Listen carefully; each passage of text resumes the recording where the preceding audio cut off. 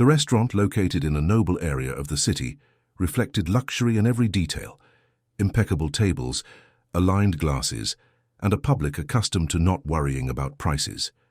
In the midst of that setting, a simple woman tried to fit in. A worker since adolescence, supporting her home and a son alone, she decided to accept an invitation to lunch with an apparently successful man. Deep down, there was a silent hope that perhaps her life could take a new direction.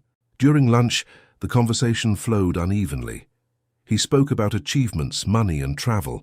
She listened, trying to keep up with a world distant from her reality. Everything seemed to be going well until the bill arrived. Without prior notice, he suggested splitting the amount. It was at that moment that the embarrassment began. She was just $5 short of being able to pay her share. For many there, that amount would be insignificant. For her, it was the thin line between maintaining her dignity or being exposed. With trembling hands, she tried to explain that she had brought the exact amount, without imagining she would need to split it. The man then completely changed his posture. He became cold, critical, and impatient, hinting at irresponsibility and a lack of planning. The humiliation intensified as curious gazes turned toward the scene. She tried to negotiate, offering a later transfer, even leaving a document as a guarantee. Nothing seemed sufficient. The word prejuízo, loss, repeated with contempt, echoed like a cruel judgment. The elegant environment now felt suffocating, and her shame grew with every second. At a nearby table, a millionaire businessman observed everything. Accustomed to power and money, he rarely let himself be affected by the situations of others. But something in that scene struck him deeply. He recognized that look, the same one he had seen in his own mother, who had also worked as a cleaning lady and faced similar difficulties. This wasn't about money. It was about dignity being crushed for so little. Without making a fuss, he stood up and walked to the table. Calmly, he asked the waiter to include the amount on his bill. When the other man tried to protest, he responded simply and firmly. Sometimes what is at stake is not money, but character. Then he paid not just the difference, but the entire bill. The attitude completely disarmed the situation. The man who was humiliating her lost his confidence and left embarrassed. The woman, still shaken, could not understand what had happened. The businessman sat down respectfully and began a sincere conversation, taking an interest in her story. Upon hearing about her difficult routine, her dedication, and her daily struggle, he felt a genuine admiration grow. Days later, that scene still bothered him. He decided to act in a more concrete way. Using his connections, he discovered a professional opportunity compatible with her profile, a supervision vacancy in the area where she already worked. Without revealing his participation, he orchestrated for her to be called for an interview. She attended without great expectations, but with honesty and practical experience. Her dedication spoke louder. A few days later, she received the news that would change her life. She had been hired for a better position, with a significantly higher salary. When the two met again, now in a simple setting, she no longer cried from shame but from gratitude. He made it clear that he had not performed charity. He had simply opened a door that had always been closed to someone like her. Over time, her life was transformed. She achieved financial stability, better housing conditions, and new opportunities for her son. More than that, she recovered something she almost lost in that restaurant: her self-esteem. For the millionaire, that attitude also represented a profound change. He realized he had distanced himself from his origins, and that his true wealth was not just in money, but in the capacity to act with empathy. In the end, it wasn't the $5 that changed everything. It was the decision of someone who refused to accept humiliation as the final answer. It was proof that sometimes a simple gesture can transform shame into a new beginning, and a moment of pain into a turning point forever. The polished marble sidewalk reflected the midday light like a mirror broken into 1,000 golden fragments. Vera Nascimento stopped in front of the revolving door of Restaurant Epoque and took a deep breath, holding the strap of her synthetic leather bag with a firmness that she herself knew was more of an act than conviction. On the other side of the tinted glass, a world different from hers awaited, a world of napkins folded into flower shapes, of crystal glasses aligned with military precision, and of waiters who had learned to smile in a way that revealed absolutely nothing. She was 38 years old and had never entered a place like this. It wasn't that she lacked courage. Vera Nascimento was the type of woman who woke up at 5 in the morning without complaining, took 2 buses to the condominium where she worked as a general services assistant, scrubbed tiles, and polished handrails with the same dedication that other women reserve for their greatest dreams. She had the courage. What she lacked at that exact moment was the certainty that she belonged in that place. The invitation had arrived 15 days earlier, by message. Fabio Mendonça, a real estate broker she had met at a party in the condominium where she worked, had written with that calculated informality of a man who knows the effect words produce.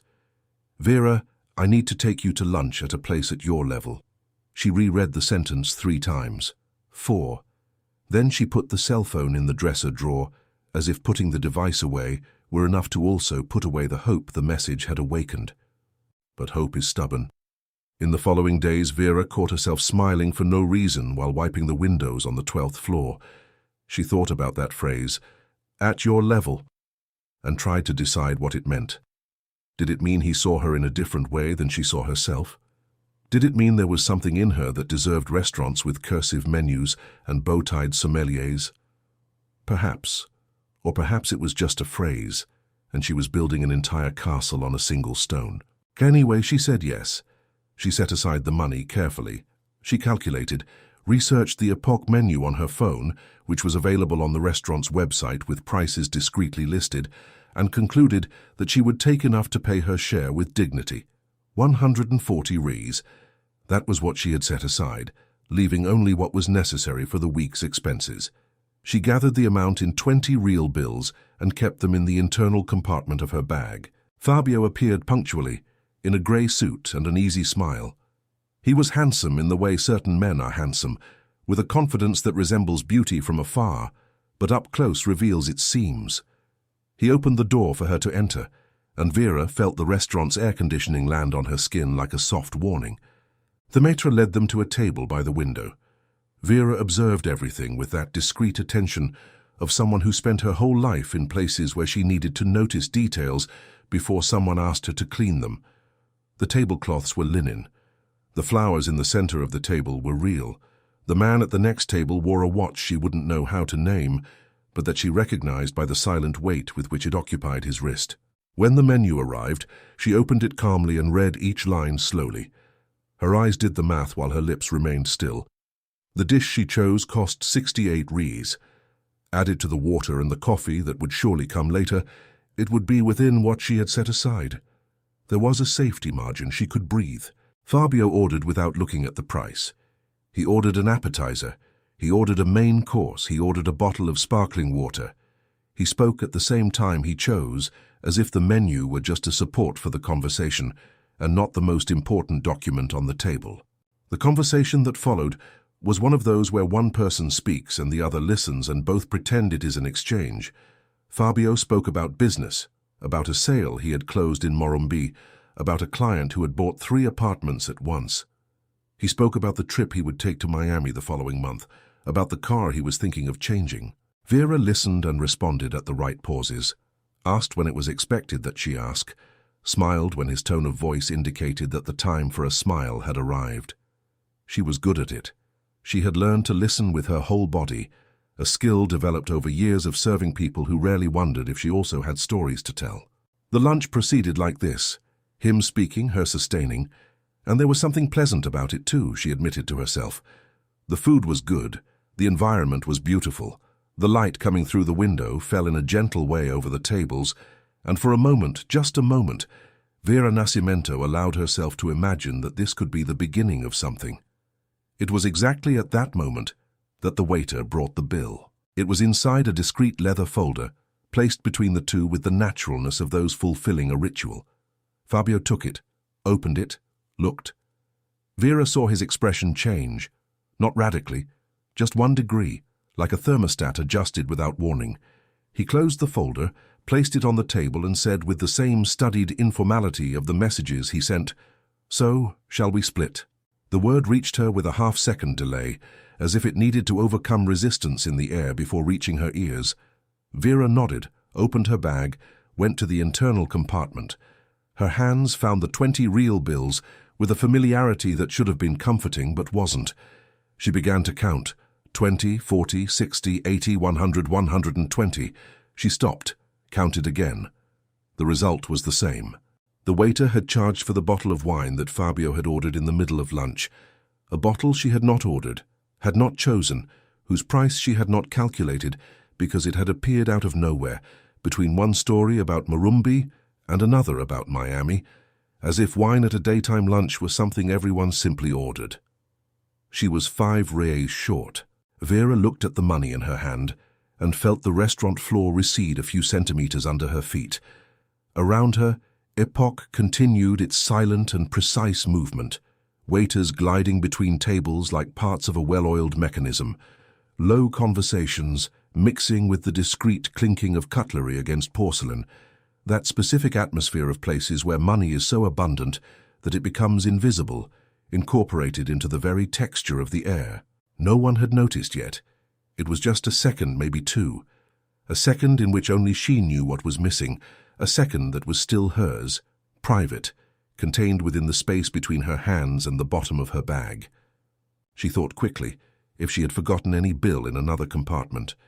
She ran her fingers through the outside, through the side, found only a lipstick, her health insurance card, a laminated photo she had carried for years.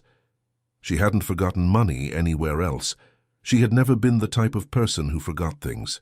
Fabio was observing her now with that new attention, slightly different from the one he had dedicated to her during the whole lunch.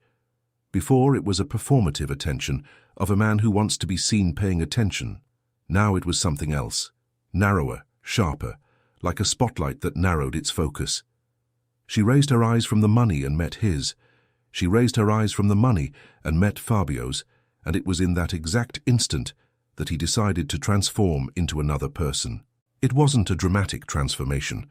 There was no visible moment of rupture, no change in voice or posture that a distant observer could clearly identify. It was something more subtle, and for that very reason, more devastating. It was his temperature that dropped. The smile that had occupied his face throughout the lunch, that wide and easy smile of a man who knows the effect he produces, was retracting like the tide abandoning the sand, slow and inexorable, leaving exposed everything that had been covered. "Did something happen?" His voice was neutral, still controlled but already without the previous warmth. Vera breathed. She had rehearsed things for difficult moments throughout her entire life. She had rehearsed how to ask for a raise without appearing desperate, how to refuse overtime without appearing lazy, how to explain payment delays without appearing irresponsible. She had an entire repertoire of compositions for situations that put her at a disadvantage, but she had not rehearsed this. "I calculated my part based on the menu," she said, with a calmness that cost more than it seemed. "The wine I had not included in the calculation because you ordered it without consulting me. I have 135, but my part with the wine included would be 140. I'm missing 5 reais." She said all this without looking away. It was important not to look away. Fabio looked at her for a second that stretched longer than it should have. Then he looked at the bill folder. Then he looked at the waiter passing a few meters away, as if he were calculating the hearing radius of that conversation. When he spoke again, his voice had dropped another degree. "Vera, this is a lack of basic planning.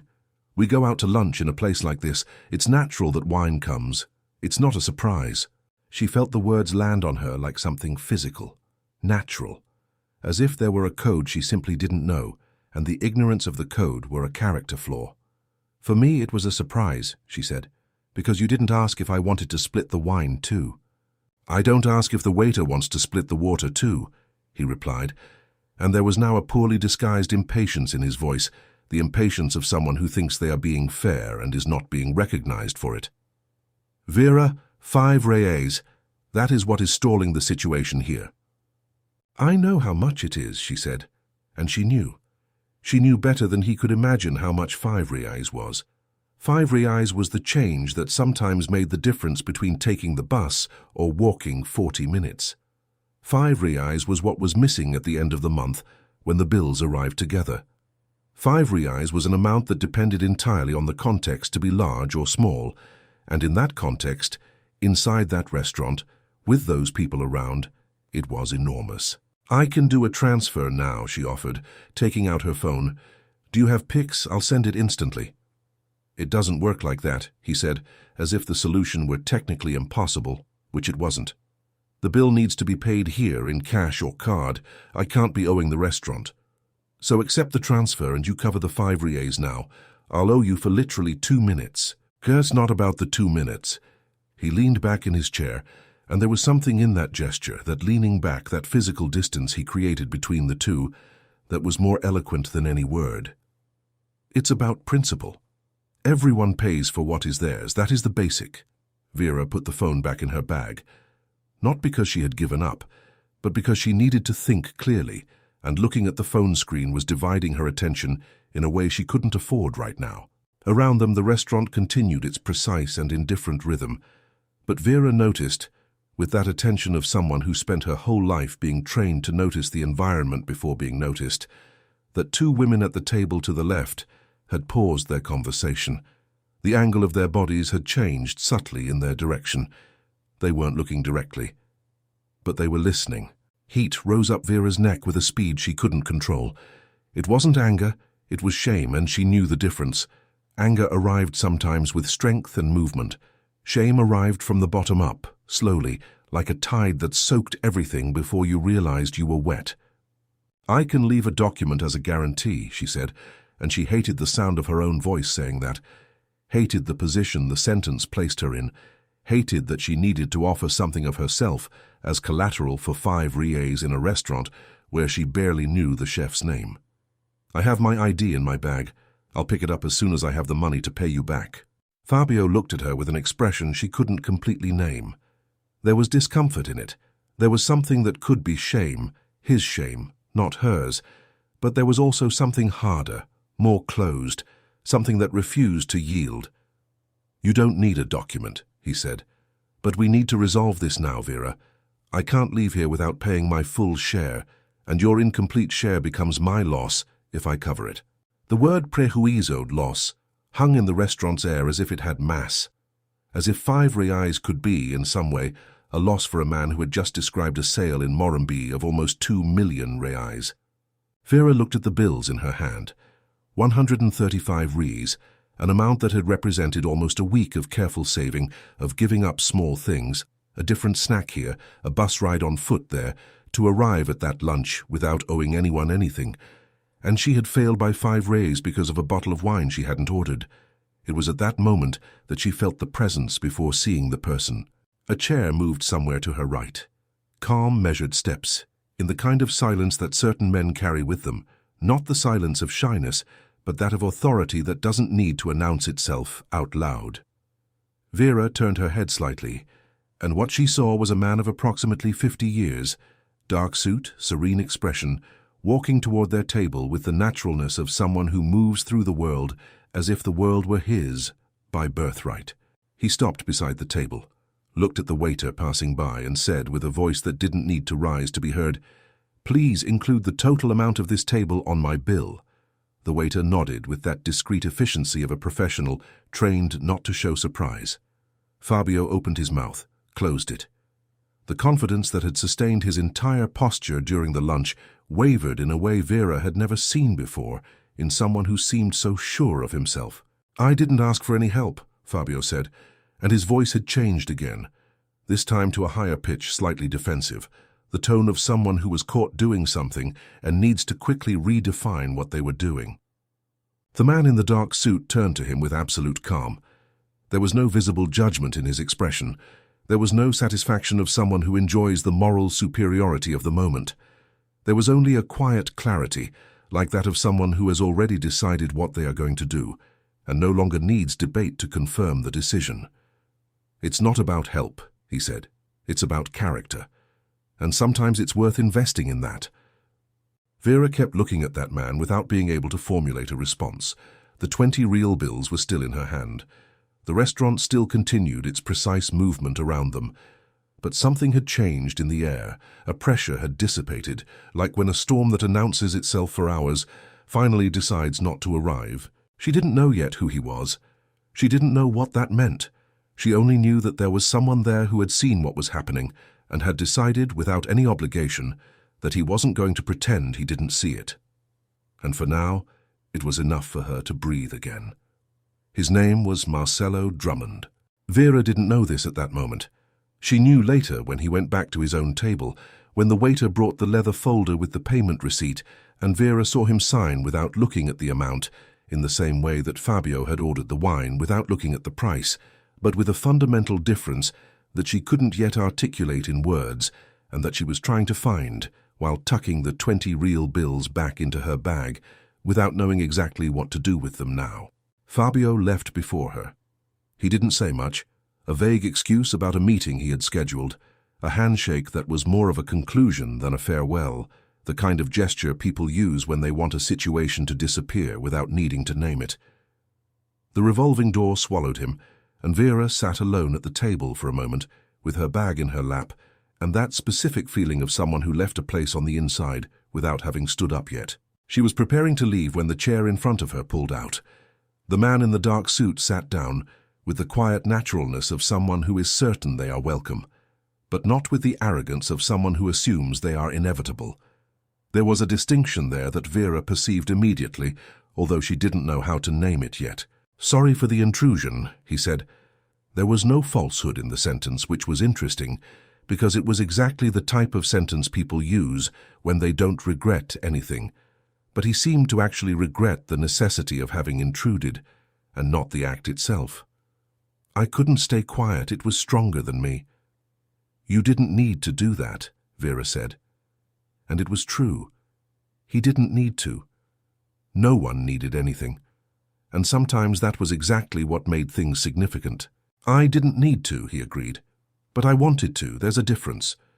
She looked at him with more attention than she had allowed herself until that moment. He was around 50 years old, maybe a little more. His hair was starting to lighten at the temples. His face had the kind of lines that come from someone who spent time in the sun, not the artificial beach sun of someone who has time for long vacations, but the sun of work, of exposure, of someone who built something outside. The hands on the table were those of a man who had already worked with them, even if now he no longer needed to. "What is your name?" he asked. "Vera." "Marcelo," he said, extending his hand. The grip was firm and brief, without the performance that certain men put into handshakes to establish hierarchy or impress. "Vera, I saw what happened, and I recognize something. I don't know if you will understand what I am saying, but I will try to explain." She waited. "My mother's name was Nusa. She worked her whole life as a cleaner in commercial buildings in downtown São Paulo. I saw her in situations similar to the one you were living just now. Not in this restaurant specifically, but in places where money was scarce and pride was at risk, and where the people around treated it as if it were a moral failure." He paused.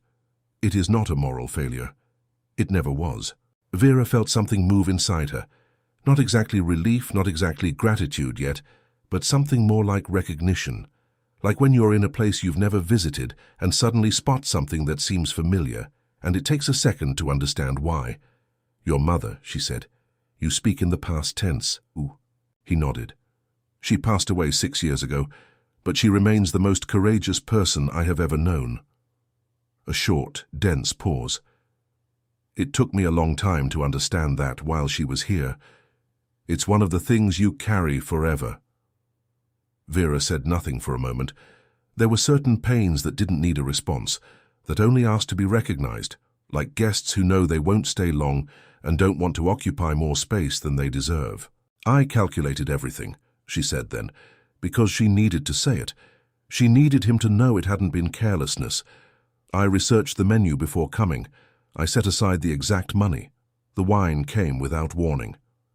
"I know," he said. Simple as that.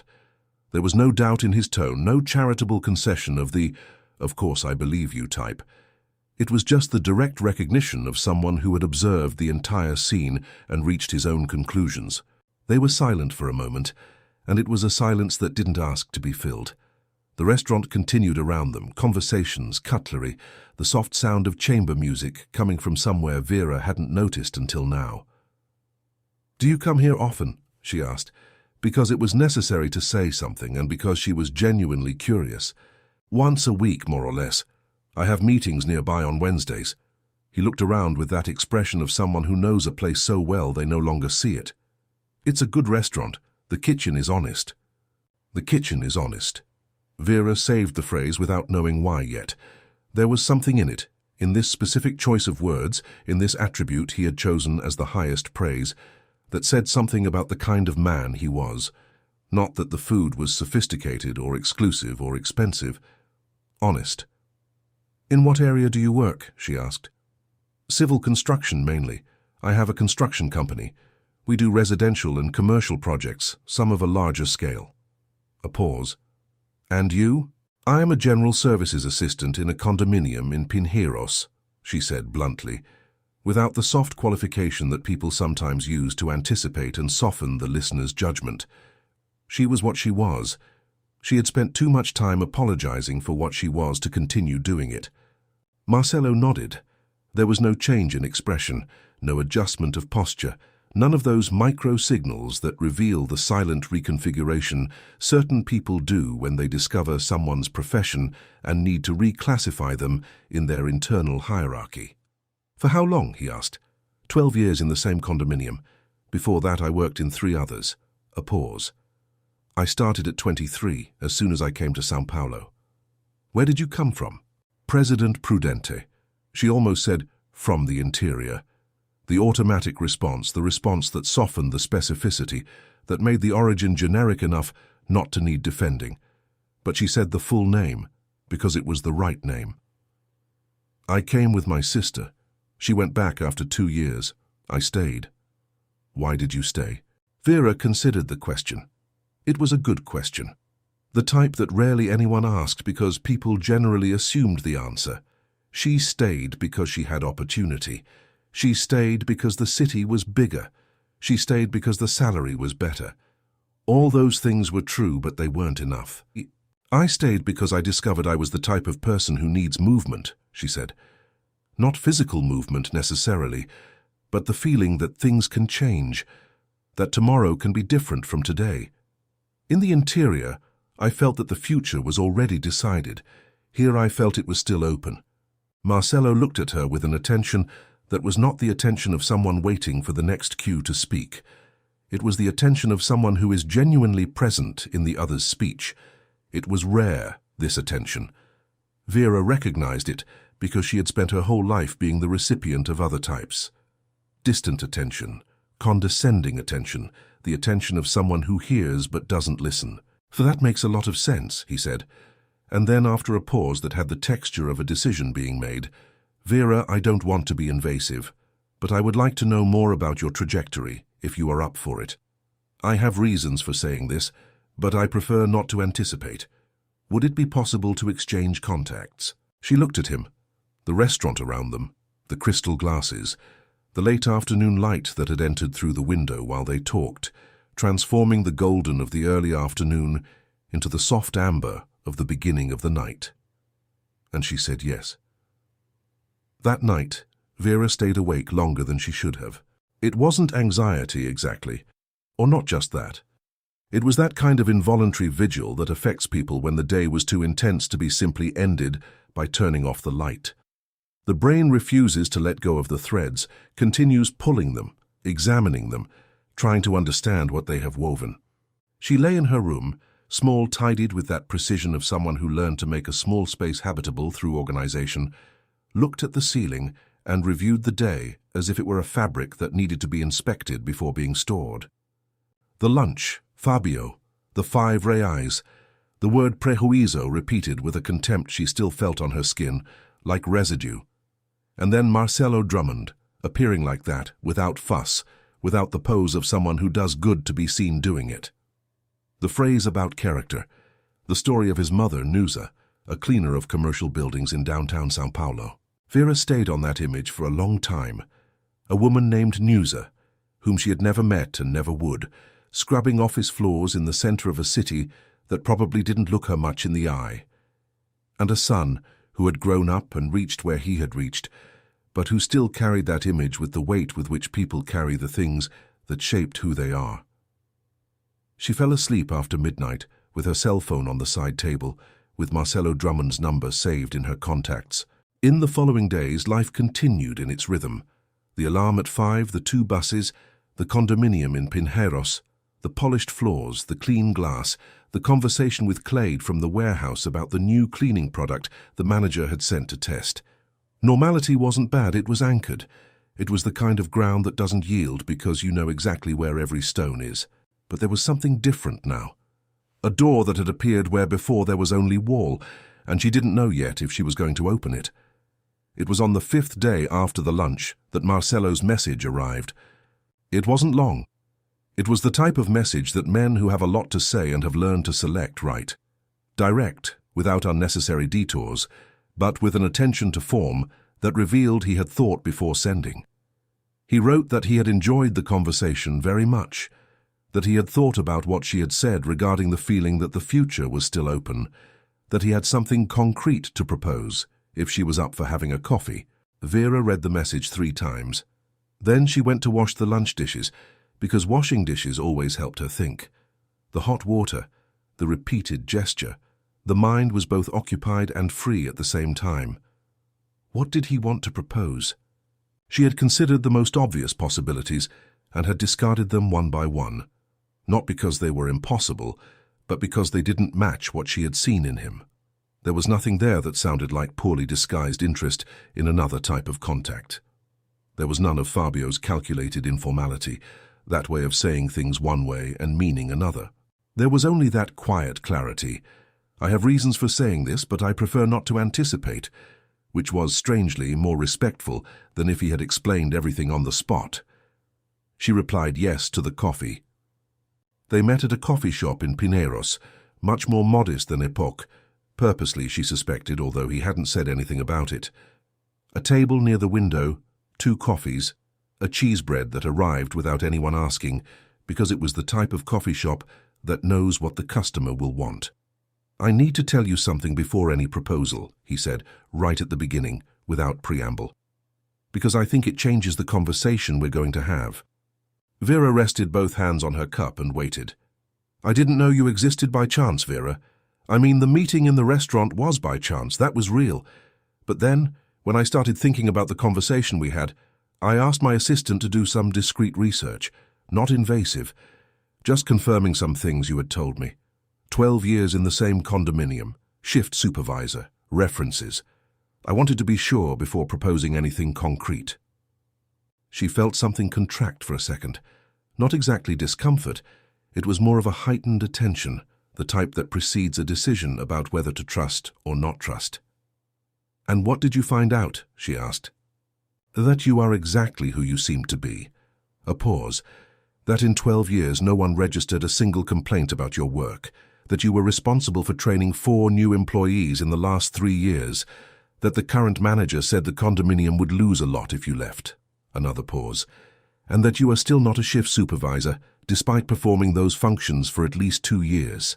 Vera was quiet. It was true, every word was true, and the fact that he had discovered that from the outside from a single conversation in a restaurant said something about how visible that reality was to anyone who wanted to look. "What are you proposing?" she said. Marcelo put down his cup. "I have a vacancy open for an operational coordinator in one of my condominiums. It's in Itaim. 32 floors, 208 units, a team of 14 people. The salary is almost double what you currently earn. The benefits are better." A pause. "And the role is compatible with what you've already been doing in practice for 2 years without the corresponding recognition." The silence that followed had the density of big things that arrive dressed in simplicity. Vera looked at the coffee in her cup, at the table, at the street outside the window, where the buses passed and people walked with the compact purpose of those who have a place to go. She thought of 23 years. She thought of the 2 buses at dawn. She thought of training the 4 employees without anyone having formalized that into anything. "Why are you doing this?" she asked. And it was an honest question, not an accusation. It was the type of question that people who spent their whole lives without receiving things like this need to ask, because they don't have enough reference to simply accept. Marcelo looked at her. There was something on his face that wasn't pity. She knew how to recognize pity, and she had learned to resist it as if it were a poison administered with good intentions. It was something else. It was the recognition of someone who had seen something and refused to look the other way. "Because I saw what I saw in the restaurant," he said. "Not the 5-reel situation. That was just the moment I looked. I saw how you behaved.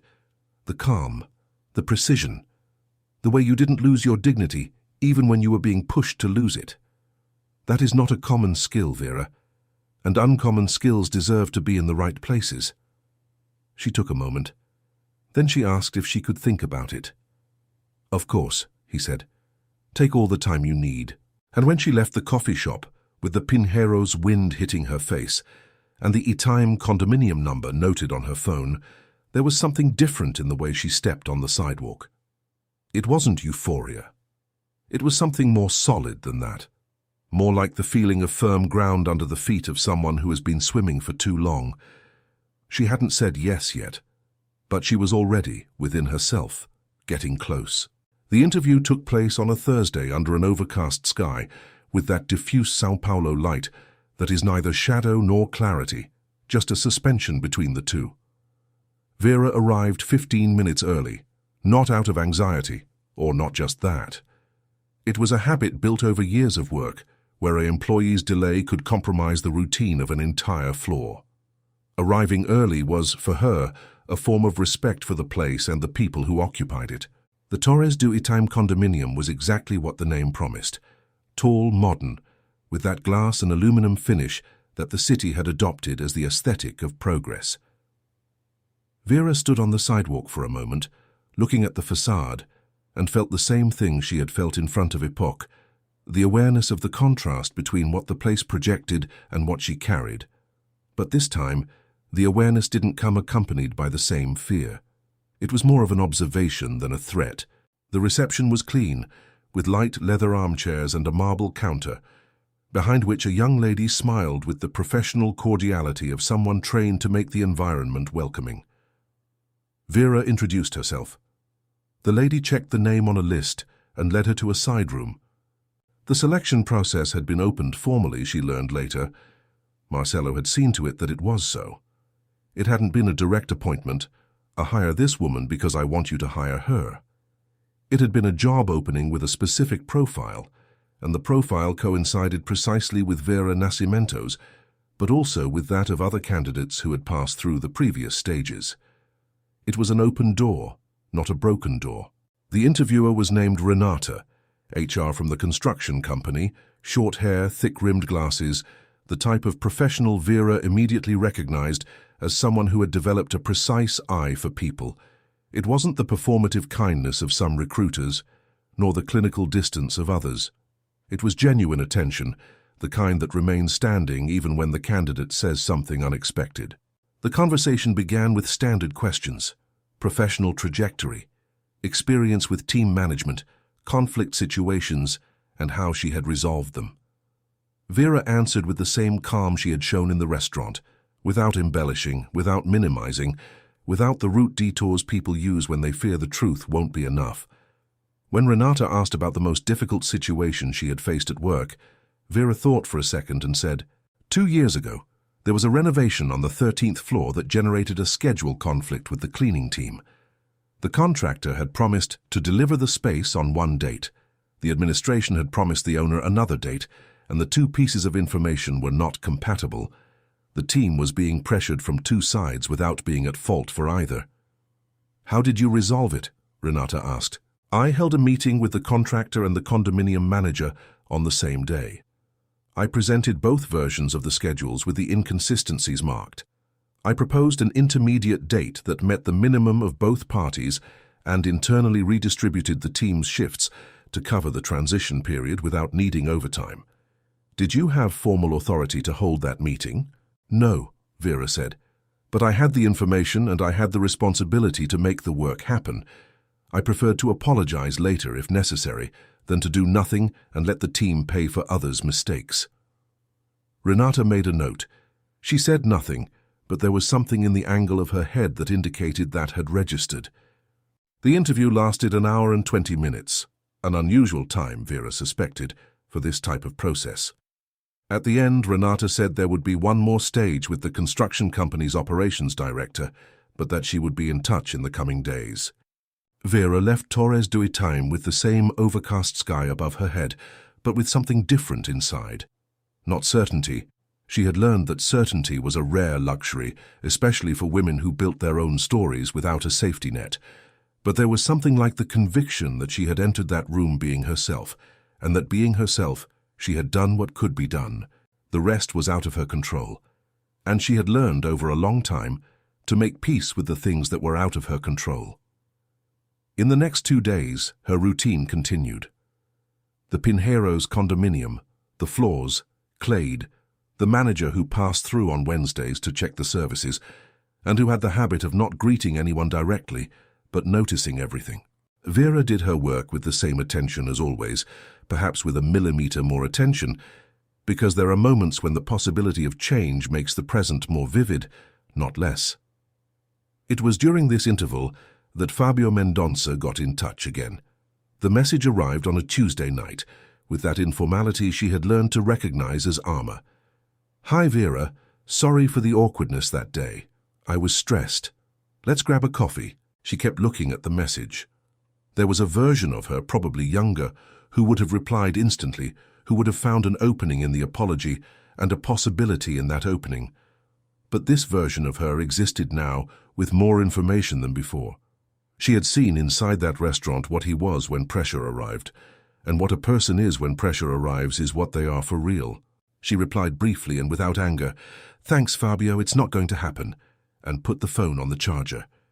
Renata's call arrived on the following Thursday. Vera was on the bus when the number appeared on the screen. She answered carefully, moving to the back aisle where the noise was a bit lower. Renata said she had been selected for the second stage, with the operations director, the following week.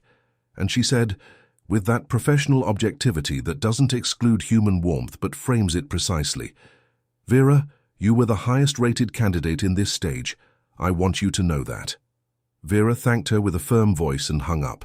Then she kept looking out the bus window for a long time, watching the city pass. The buildings, the stores, the traffic lights, the people on the sidewalks with their compact purposes and their stored stories. She thought of her mother, who had worked in textile factories in Presidente Prudente, and had never boarded a bus thinking she was about to receive news like that. She thought about how life sometimes moves in a way that is not linear, that is not an ordered progression of stages, but a series of encounters and detours and doors that suddenly appear in walls where before there was only wall. She thought of Marcelo Drummond and the way he had said, "I have reasons for saying this, but I prefer not to anticipate," and felt for the first time since that afternoon at Epoch that there was something there she still didn't completely understand. A layer that had not been revealed yet. The bus stopped at her stop.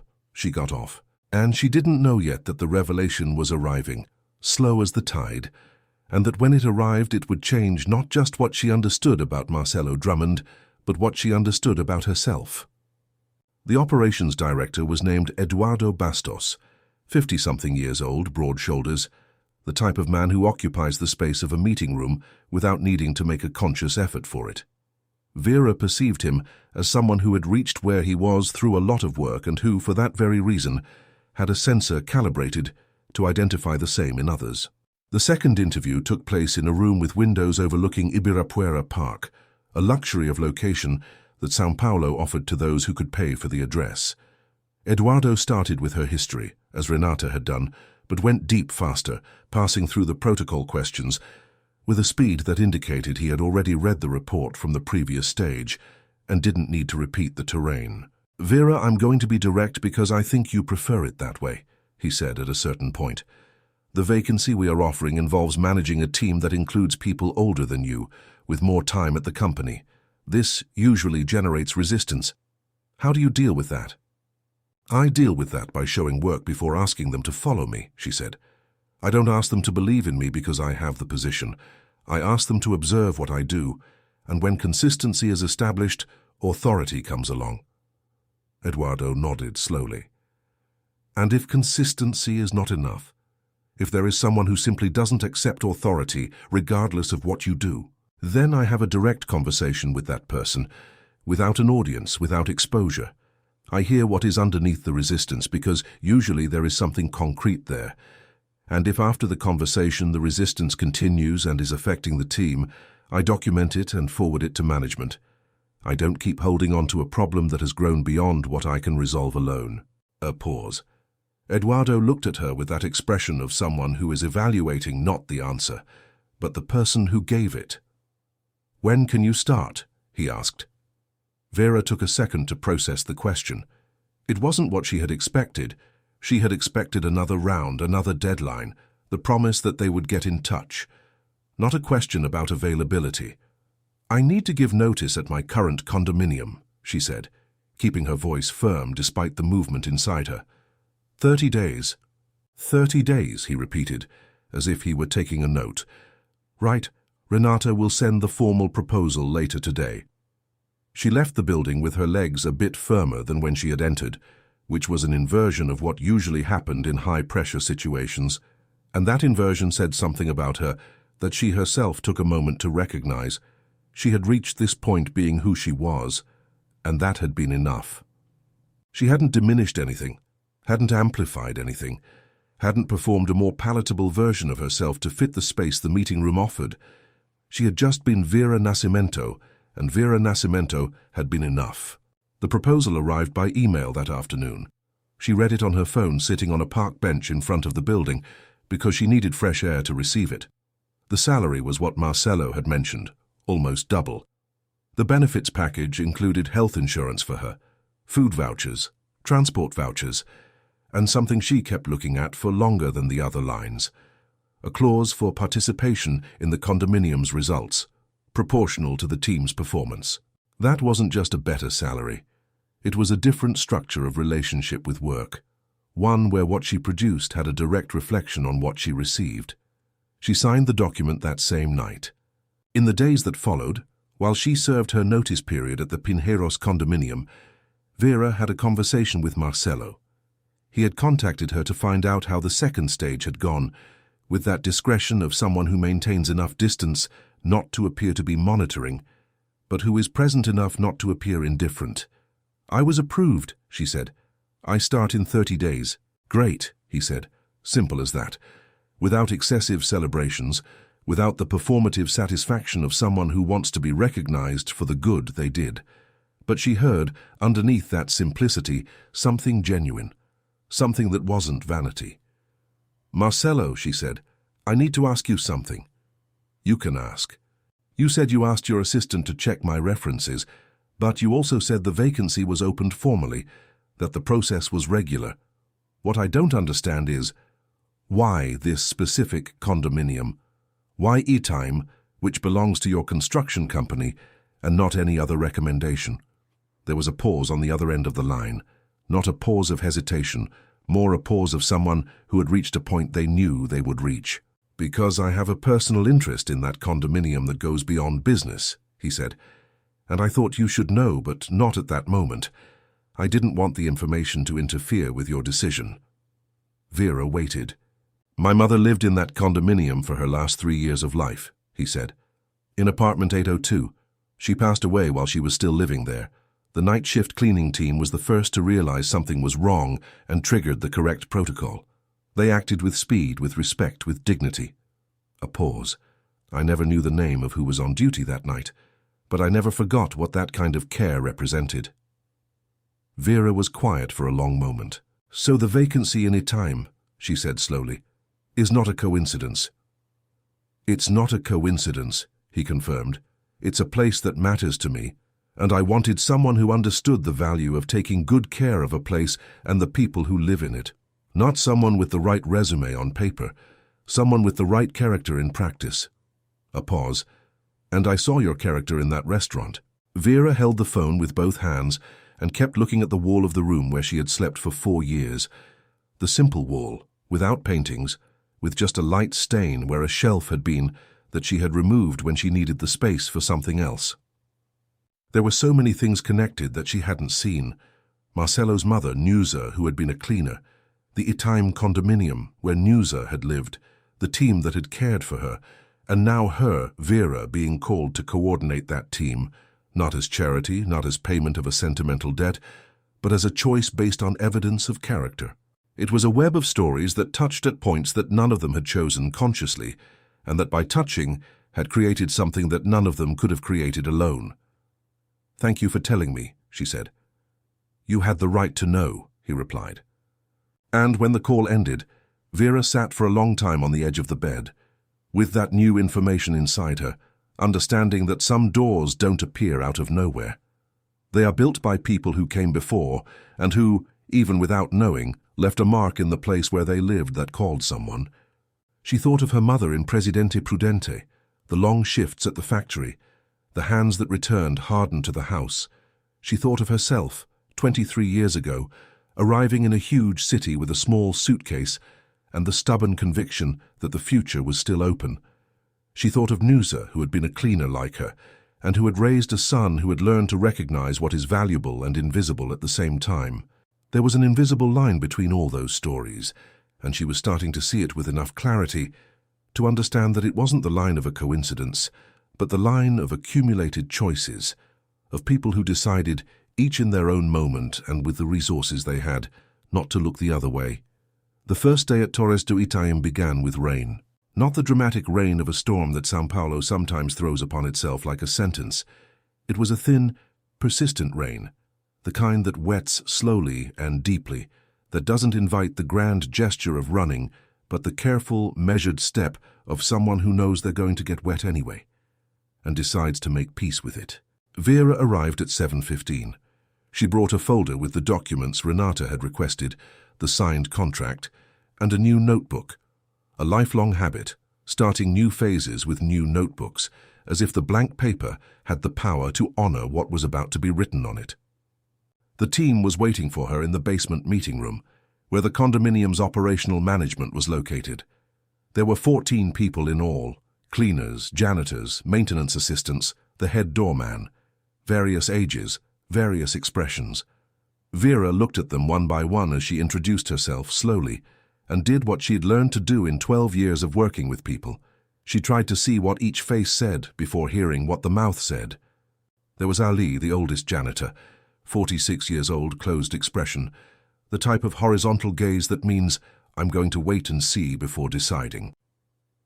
There was Donna Conceição, who had completed 13 years at the condominium and who had a specific combination of tiredness and pride on her face that Vera recognized immediately, because she had seen it in the mirror for years. There was Tiago, the youngest of the team, 25 years old, who looked with an unfiltered curiosity that she found refreshing after the more guarded faces. I didn't come here to change what works, she said, after the introductions. I came to understand what works and why.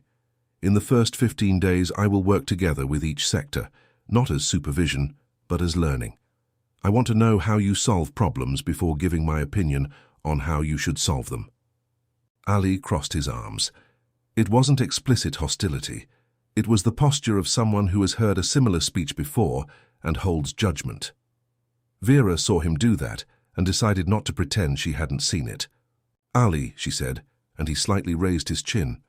You have 13 years at the condominium, I have 30 days. That's a disadvantage I have no way to compensate for in speed, so I prefer to be direct. There will be things you will know better than I do.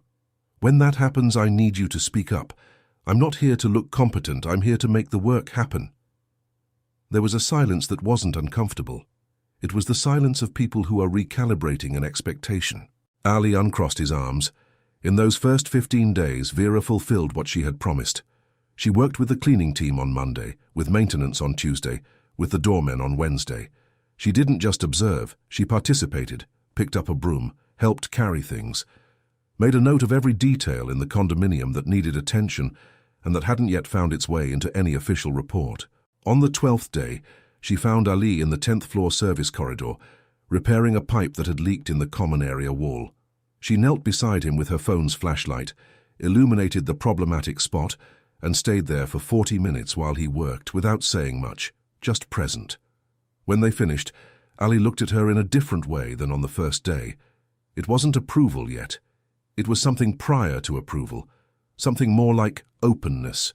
"You know what you're doing," he said. It wasn't exactly a compliment. It was a statement which in certain contexts is worth more than any compliment. "I learned from those who knew," she replied. And it was true.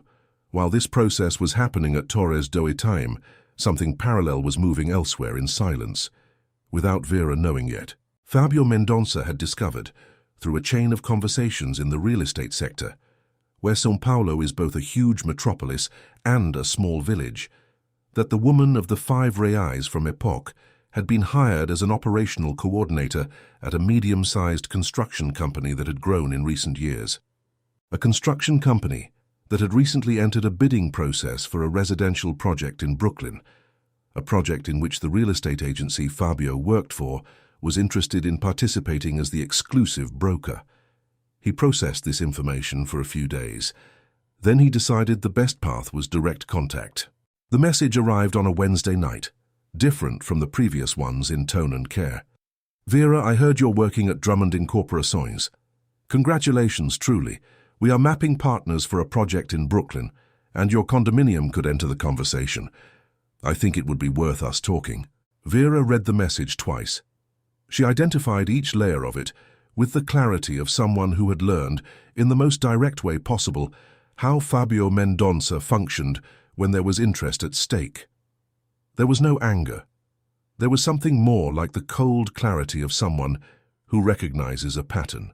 She replied that she would forward the contact to the construction company's commercial sector, which was the appropriate channel for this type of approach, and wished him a good night. Polite, objective, entirely out of reach of any interpretation he might make as an opening. Then she closed the app and went back to the report she was finalizing on Torres do Itaim's preventive maintenance system, a document that had taken 3 weeks to build based on everything she had learned from Ali and every member of the team, and which she would present to Eduardo Bastos at the end of the month meeting. It was an honest report, with identified problems, proposed solutions, estimated costs, realistic deadlines. It was the type of document someone produces when they are genuinely interested in the place they care for, and not just the place they occupy. When she finished, she looked at the clock. It was past 11. The street outside was quiet, with only the intermittent noise of cars that São Paulo never completely ceases, even at night. Vera saved the file, closed the computer, and stayed for a moment in the dark of the room. The same small, tidy room, although there was already a new object on the dresser, a photo of the Torres team taken at the end of the first week, when Dona Conceição had brought a birthday cake, and everyone had stayed in the basement meeting room longer than the break allowed, laughing at a joke of Tiago's that wasn't particularly good, but had arrived at the right moment. She looked at the photo in the dark, and she thought that the time had come to do something she had postponed for too long. Visit Presidente Prudente, see her mother, tell her what had happened, not because she needed anyone's approval for what she had built, but because some things are only complete when they are shared with those who were there from the beginning. Her mother, Donna Irene, was 71 years old and still woke up early out of habit, still swept the sidewalk in the morning as she had done for decades, still kept the bills in a blue plastic folder that Vera recognized since she had memory.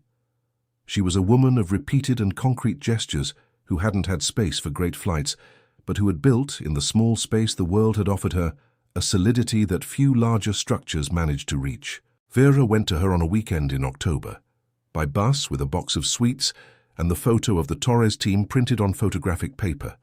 And when she arrived and Donna Irene opened the door, and the two stood looking at each other for that eternal second that exists between people who love each other deeply and who have spent too much time apart, Vera realized she had carried the whole way, without knowing, the answer to a question she had never completely formulated: why she had stayed in São Paulo that day, 23 years ago, when her sister had given up and returned. She had stayed because inside her there was always the conviction, stubborn, irrational, impossible to prove and impossible to abandon, that the best was yet to come. And the best, she now understood, was not a fixed destination. It was a process. It was the sum of each day in which she had chosen to be who she was, even when the world suggested it would be easier to be something else. The quarterly evaluation meeting for Drummond Incorporações always took place on the top floor of the headquarters, in a glass room that looked out over Ibirapuera Park, as if the park were company property, which it wasn't, but the angle of the window created that illusion efficiently. Vera had received the invitation by email 2 weeks in advance. Operational coordinators participated in the quarterly evaluations since the new management model had been implemented, a policy that Eduardo Bastos had defended, with the argument that those in operations needed to understand the strategy and that those who designed the strategy needed to hear those in operations. It was the first time she participated, and she didn't know yet that the meeting held a revelation that would change what she understood about everything that had happened in the last months. The room was full when she arrived: directors, coordinators, the HR team, some project managers. Vera sat in a chair near the window, with her notebook open and pen in hand, ready for whatever came. She had learned early that the meetings where you least expect to learn are frequently the ones that teach the most. Eduardo opened the session with the quarter's numbers. Then came the presentations by unit. When it was Torres do Itaim's turn, Eduardo asked Vera to present the preventive maintenance report she had submitted the previous month. She stood up. She presented the data clearly: the identified problems, the implemented solutions, the real versus projected costs, the 23% reduction in emergency calls during the period. She spoke about the team, about the joint diagnostic methodology she had developed with Ali and Dona Conceição. She spoke about what still needed attention and about what had been surprisingly resilient. When she finished, there was a silence of a few seconds.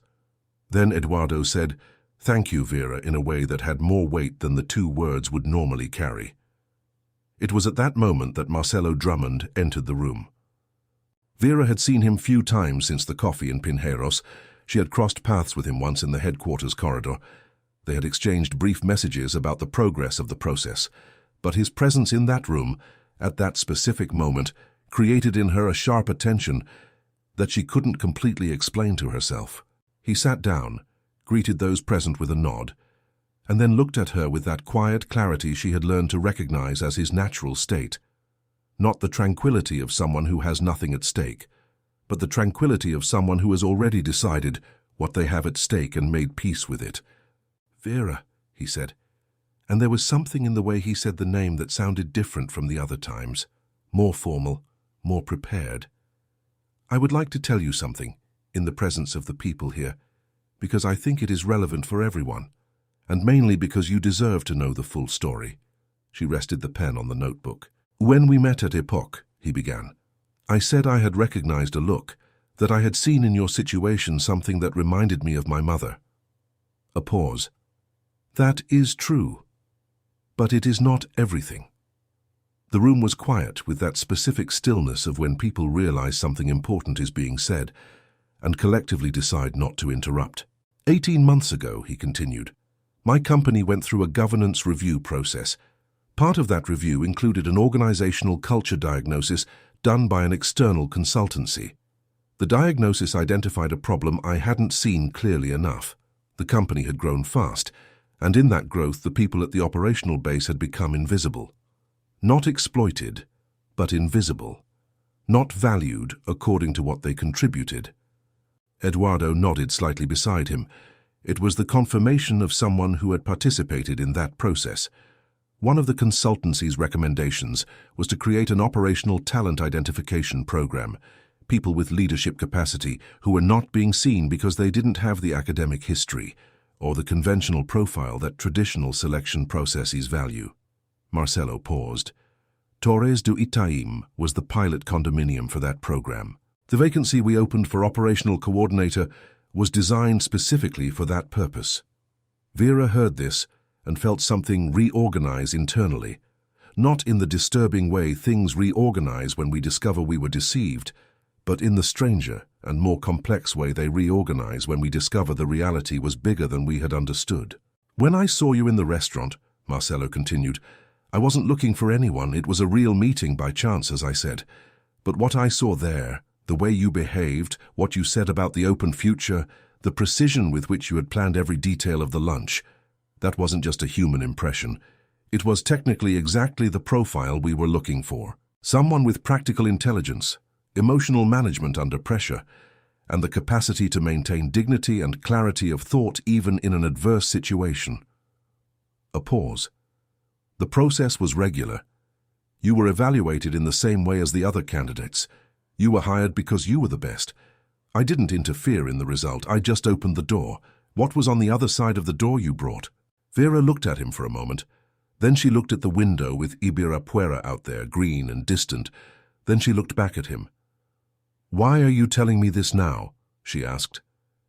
It was a genuine question, without accusation, without defense. "Because the program is going to be expanded to other condominiums," he said. "And I want you to be part of the team that designs it for that expansion, not just as a beneficiary of the program, as someone who lived the process from the inside and who can contribute to making it better." A pause.